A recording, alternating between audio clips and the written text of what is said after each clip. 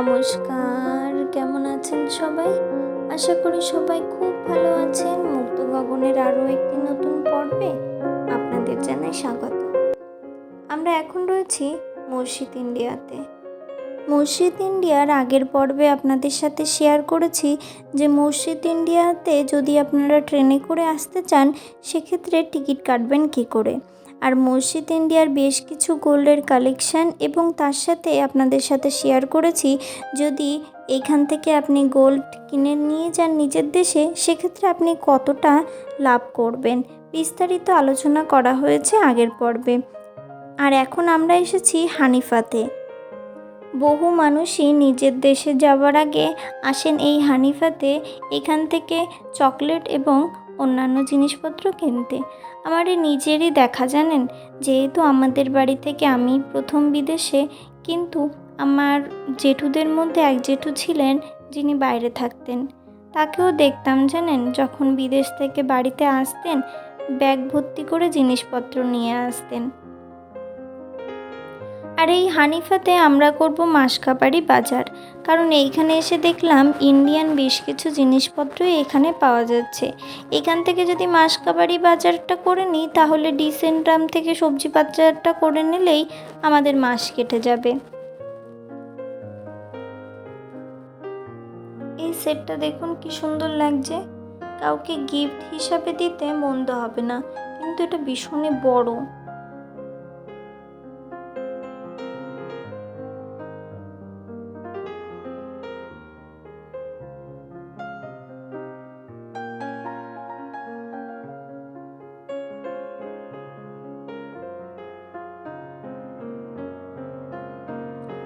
ননস্টিকের এই কড়াইগুলো দেখতে বেশ ভালোই লাগছিল, কিন্তু দামটা ভালোর থেকেও ভালো, অনেক ভালো।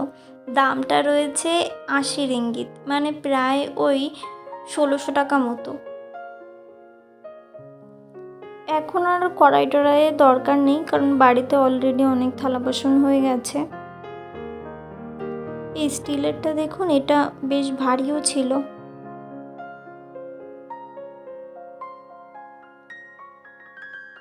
এই মসজিদ ইন্ডিয়াতে হয়তো আমাদের কিছু দিন বাদে আবার আসতে হবে। কাঠের হাতাগুলো দেখুন, এই হাতাটা দোসা বানানোর জন্য একদম পারফেক্ট, কিন্তু অলরেডি বাড়িতে একটা রয়েছে বলে তাই এটা আর নিই না।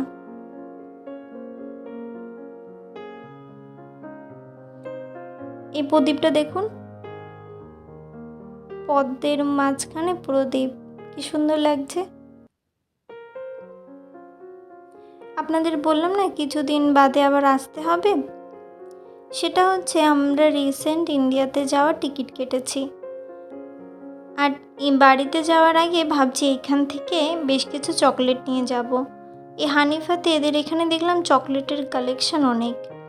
ভাবছি এরকম একটা প্লাস্টিকের এটা নিলে কেমন হয় বলুন তো, কারণ সে বাড়িতে কাচের বয়েমে সস থাকে, সসটা যখন ঢালি মুখটা কেমন জানি চিটচিটে হয়ে যায়। এ একটা নিয়ে নিই, 2 রিঙ্গিত মতন দাম লেখা রয়েছে। আর নেব 2টো কাপ, কারণ ঠান্ডা জল লাগলে একটু চা না হলে চলে না। বাড়িতে আমার কাপ নেই, তাই 2টো কাপ নিয়ে নিই।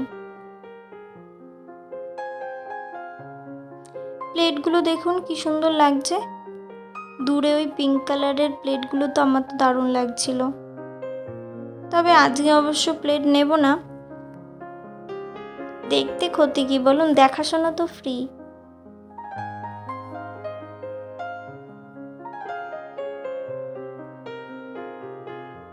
ছোট ছোট প্লেট বাটিগুলো সুন্দর লাগছে।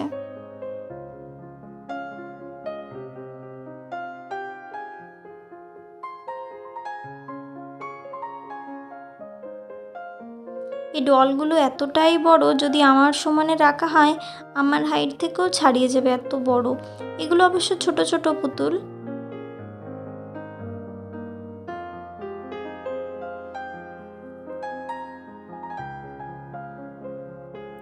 আমাদের বাজার দোকানও প্রায় কমপ্লিট। এবারে এইখান থেকে বেরিয়ে একটু খাওয়া দাওয়া করে নেব। একটু খাওয়া দাওয়া মানে একবারে ডিনার কমপ্লিট। এখনই ঘড়িতে বাজে রাত 8:30। আর যেহেতু দুপুর থেকে একভাবে হাঁটা চলছে তাই সকলেই ক্লান্ত।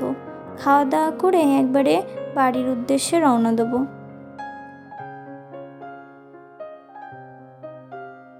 চলুন তবে এবারে আস্তে আস্তে এদিক থেকে বেরোনো যাক। আমরা চলে এসেছি এবং খাবারও অর্ডার দিয়ে দিয়েছিলাম। এটা হচ্ছে পনির রেজালা। এটা দেখতে যতটা সুন্দর ছিল ঠিক ততটাই ভালো ছিল এটা খেতে। একটু স্পাইসি মতো ছিল। আর এটা হচ্ছে কোলকাটাই। এটা দেখতে মোমোর মতো কিন্তু খেতে একটু মিষ্টি মতো।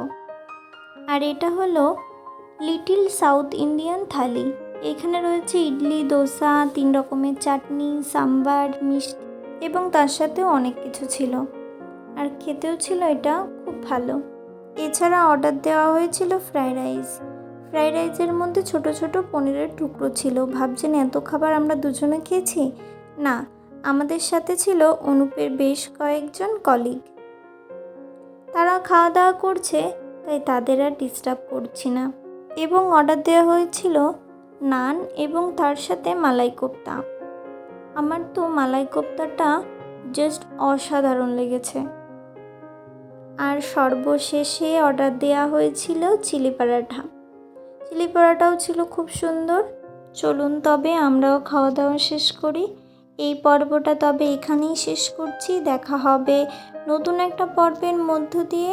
সকলে সুস্থ থাকবেন, সাবধানে থাকবেন। আমার এই পর্বটা যদি আপনাদের ভালো লেগে থাকে তাহলে একটা লাইক, কমেন্ট অ্যান্ড শেয়ার। চলুন তবে।